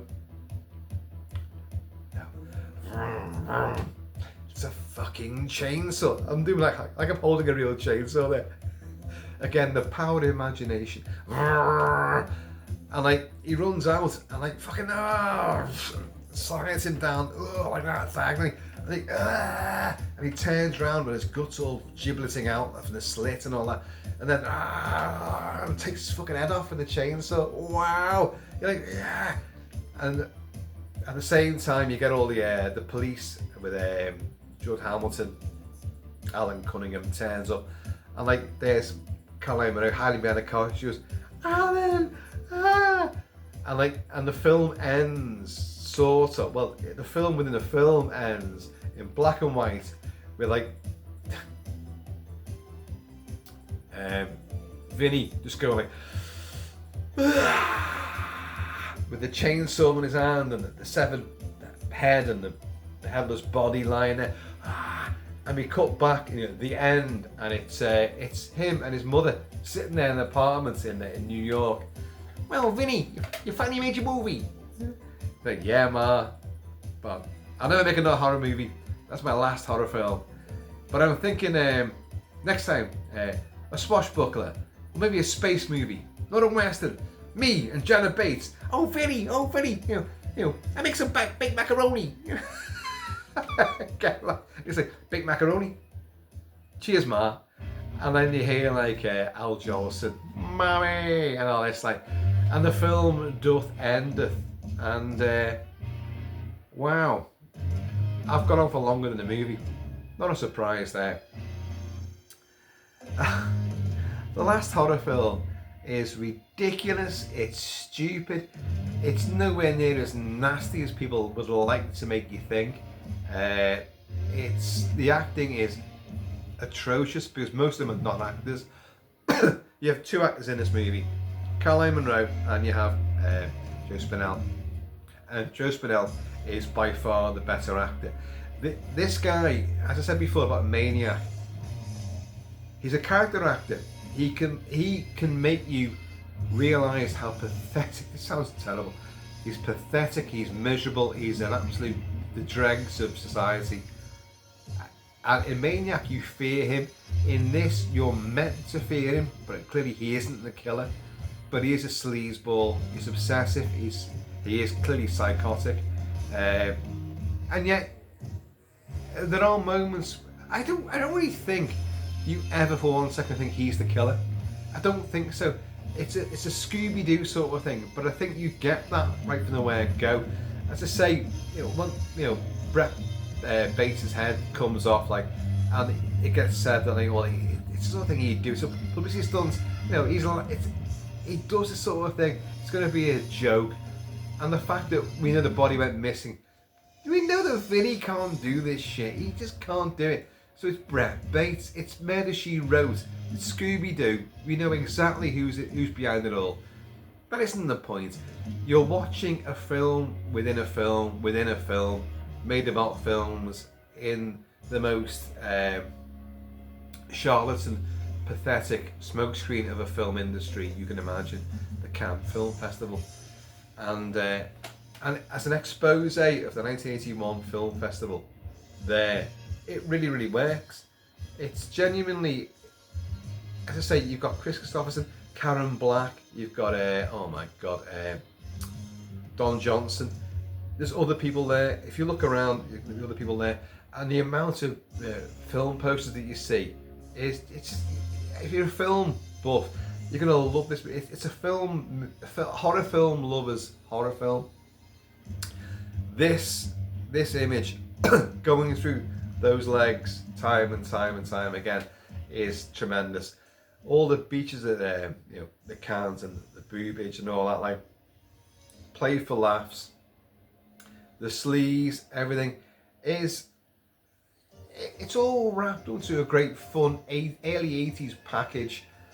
It's all there. The music's great. I mean, this is Jesse Frederick and Jeff Cos, and they do the songs. The songs are composed for the movie, but they are very 80s, early 80s soft rock shit. Like, it's weird that Depeche Mode got in there. I really don't know how that happened. I'm a big fan of Depeche Mode, and I love Photographic, and I don't know how that got in there. It does play over the prologue, or the title sequence. You get this prologue with the big pneumatic breasted woman who goes into the jacuzzi and then gets electrocuted, and that's the end of a film. But again, no films end like that with the star that gets killed. There's no, well, what's the story? You want some kind of, that makes no sense at all. And of course, Janet Bates is going to win awards for getting her face burnt off at the very end of a movie called Scream. So it's fucking awful. I love Caroline Munro, absolutely adore her, worship the ground she walks on. But, not for her acting. And this film really doesn't do any favours when it comes to acting. She looks great, despite the fashions. She still makes those fashions look spectacular. But her performance is wretched. And she's an actress. She's done movies. All these other people haven't done movies before as an actor in front of the camera, and yet they come across as genuine, better than she does. No, it's a Joe Spinell movie by far. It's not Maniac 2, and it's kind of daft to even think of it in that respect. You can see how it's born out of Maniac, but it is not even, I said before, a spiritual sequel to it. It isn't even that, because Vinny is not a maniac. He's an obsessive movie geek. Takes things a bit too far, admittedly, but doesn't hurt anyone. And in fact, he clearly doesn't like gore movies. And there's another nice point about this movie. What's the film that he's trying to make? Dracula's Greatest Love, or whatever it is, Dracula's Last Love, Greatest Love. A very old school, massively out of sync movie with what in that day and age, the early 80s, was stalker / giallo, body horror stuff was coming out. Evil Dead, Halloween 2, Friday the 13th, Texas Chainsaw. All this stuff was prevalent, and it was nasty, it was gory. And he's making a film almost like Hammer, struggling into the mid-70s, still trying to do gothic horrors, and like really struggling because they were not in the same vogue as what audiences wanted. Who wanted more explicit stuff and more contemporary stuff. So Vinny is trying to make a film which is out of time, out of whack. So he's not the big gorehound. The very fact that Nightcrawler for Stanley Klein, he can't stand it. It made me sick. It made everybody sick. Stan Lee. They make a point of this Stan Lee. The guy outside the comic book shop looks like Stan Lee at the start when he's reading the Starburst magazine.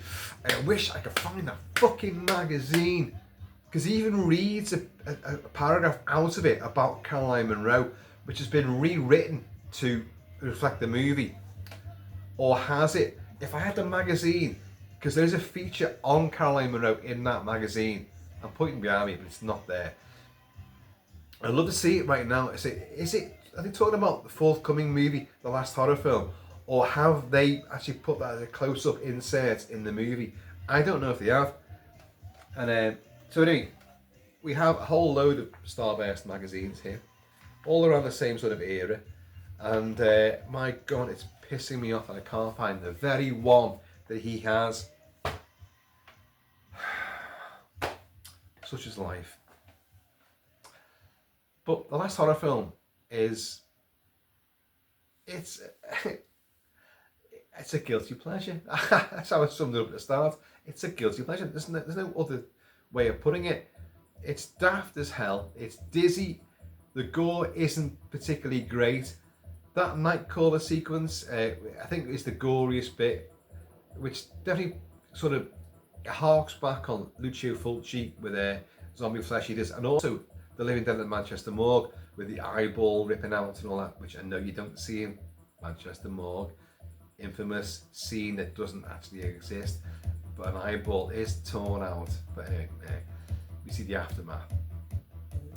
But it's the meat cleaver that goes into this guy. It almost reminds me a bit of oh god, Deathline, and sort of Pete Walker movies as well, where you know, people the most unassuming, A Theatre of Death, the most unassuming of aggressors do the most horrible things to people. And this poor young guy, this young dude, gets fucking done in. I've just remembered something else as well. There is a scene where you've got Vinny who manages to bring from New York, he's just a cab driver, remember? But he's managed to get tickets to a hotel and tickets to Cannes and into all these fucking premieres or whatever. He's also brought over camera gear. He's also brought over tons of different costumes. He wears at one stage in his hotel room, and he wasted no time. He got there and bedecked all the walls in publicity stills of Caroline Munro from all their films before. So with Doug McClure, with fucking Ray Harryhausen, with fucking Hammer, they're all there. Dusty Bin, they're all there.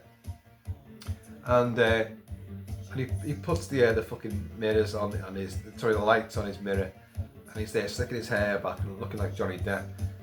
There's a shot there. He wears a purple flight jacket, the old American late 60s, early 70s, and into the 80s flight jackets, where you reverse them. They're like sort of, they're puffed out, padded. I had one. They were great. You turn them inside out, they're bright orange, because they're survival jackets, so at sea or on the land.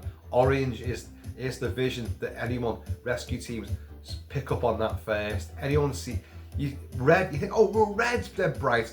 Red blends in.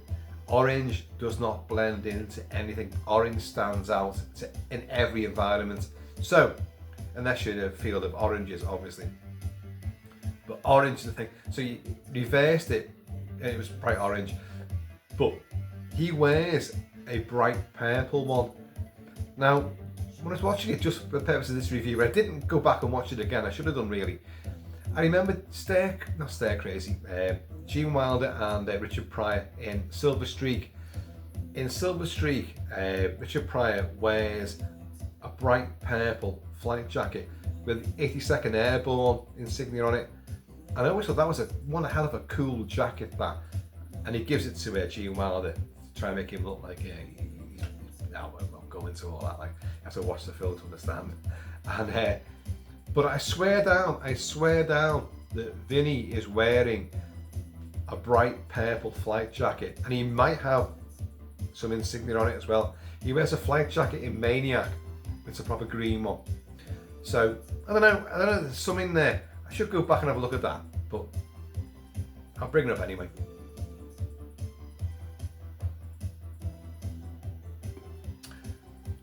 But it's available. I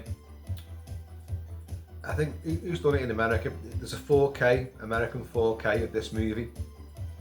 I'm not massively certain you need to get a 4K of this, but you know, if you're in the market too, why the hell not?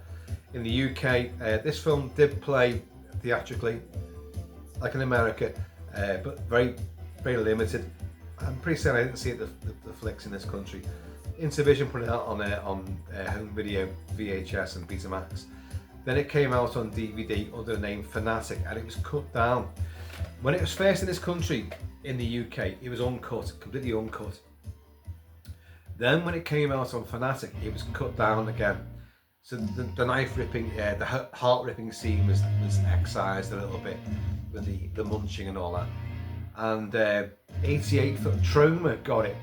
Trauma found footage from old VHS and Betamax home video releases and put that footage back in. So that version I've got right there, my newest version, is the 88. Again, that's about 10 years old, more than that maybe. That shows it's a full uncut version, but when it goes to the bits that were cut out earlier from previous releases, it goes very dark because they've been culled from the home video release. Now, in the States, you've got the 4K, which actually has everything. They found another source and it looks pristine, apparently. But, you know, as much as I've spent 2 hours on this movie, I am not gonna go and get the 4K version of this. I don't think it's worth it at all. I don't think it is. It's whatever version you can get hold of, providing it's uncut. And there's only literally a few seconds cut out of it. The heart ripping and munching scene. What else was there? Oh yeah, the chainsaw at the end, where Brett Bates gets fucking, and then goes across him again, like, and he sort of drops to his knees and his guts are all coming out. Well, that scene again on that, it's just a bit darker, but it's literally what, a second, if that, an instance of footage. I don't think it's worth spending a load of money on a 4K version of it, because all the extras are the same as what you get here. A commentary track, and there's interviews and stuff, but then with Caroline Munro and Joe Spinell, but they're not from this movie, they're from other stuff. They're from, Caroline Munro speaks about Slaughter High, I think she speaks about Slaughter High anyway, and this barely gets mentioned, so it's not even to do with this movie. So whatever version you can get, so it's not called Fanatic, get the last horror film, and you'll have a great throwback 80s taking the piss movie, an expose about the Cannes Film Festival and about the filmmaking, industry itself. And they're not lying, the charlatans, the idiots, the posers, the wannabes, the get in with me and we'll go far, but I'll drop you, the second I need to. All of that, the cutthroat business is really celebrated and put there front and centre. It's Scooby-Doo, and you got Caroline Munro, and some of the Guerilla stuff is really, really crazy and fun to watch.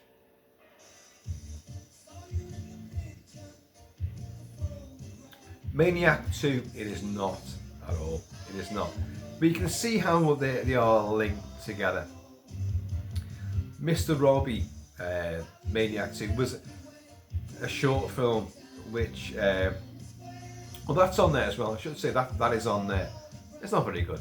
It was done to try to make the idea for making Maniac 2, and let's sell this. It was a short promo, basically. That's all it is, but it's not very good. So don't. That's no great big draw. The remake of Maniac, I thought was actually really, really good. Great score by Rob and Elijah Wood, trying to break the mold from Frodo, which he did with Sin City as well. Sin City and the Maniac remake. My God, you couldn't have gone further from Frodo than those two roles, could you? And I thought he was outstanding in both. And yeah, the remake it's great. It's glitzy, it's glamorous. It doesn't have that horrible, sleazy, dirty feel that the original Maniac from Bill Lustig has. But it's still nasty. It gives a bit more of the backstory, but it doesn't do so in kind of like an obtrusive sort of way. Like oh now we learn about why he's the way he is. But you do learn, and the way he learns is it's pretty vile. So it doesn't excuse what he does. But there's some great set pieces in it, and it is very, very nasty as well. But the original Maniac with Joe Spinell, it doesn't come close to that. That is still the dirtiest, nastiest, most nihilistic, most misogynist, and they're the plus points, folks, movie out there.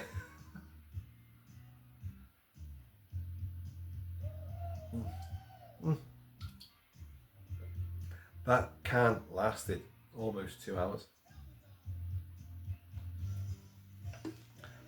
Look at me, look at this, that's sunburn, wow. Anyway folks, I have been and always shall be KILT-MAN, so please in the meantime, when this ever, don't you want to put your finger right up there, boop, in between time, please keep it kilted, keep it Celtic, and I'm going to see you all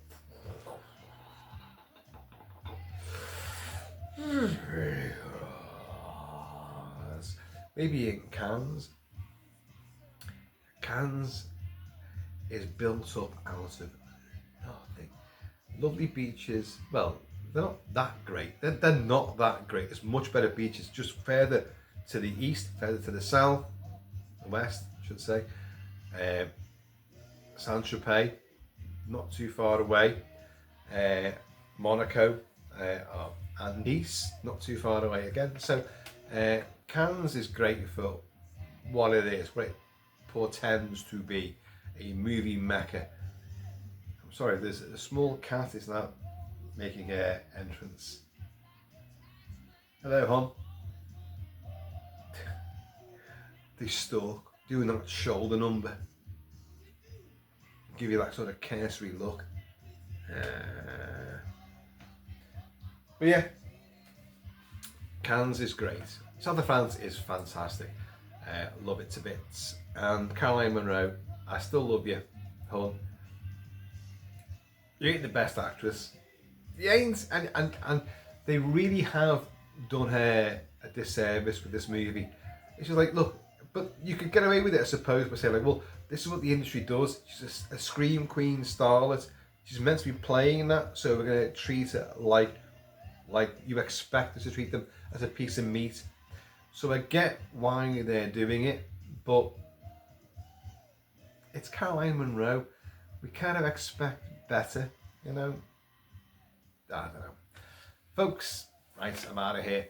But The Last Horror Film is definitely worth looking at, and don't make the mistake of confusing it with The Last Horror Movie. That's a different kettle of fish. Different. Possibly better, but no, it's not. It's Depeche Mode again.